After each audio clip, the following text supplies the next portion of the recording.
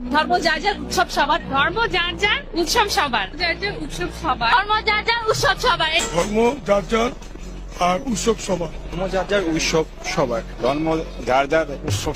আজ পর্যন্ত কোনোদিন মুসলমানদের উৎসব শবে বরাত একটা হিন্দু মসজিদে দেখার জন্য আসলো না।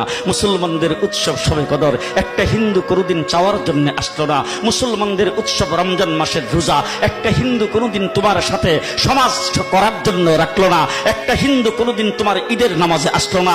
একটা হিন্দু কোনোদিন তোমার সাথে জুমার নামাজে অংশগ্রহণ করলো না। তোমাকে দেখার জন্য পর্যন্ত আসলো না। তার কারণ হলো হিন্দুরা মনে করে এটা মুসলমানের উৎসব, আর তুমি মুসলমান হইয়া হিন্দুর দুর্গা পূজায় কিভাবে গেলা?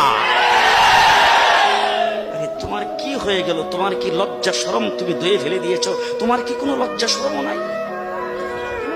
লজ্জা শরম নাই? আবার কি সুন্দর বলতেছ, ধর্ম যার যার উৎসব সবাই।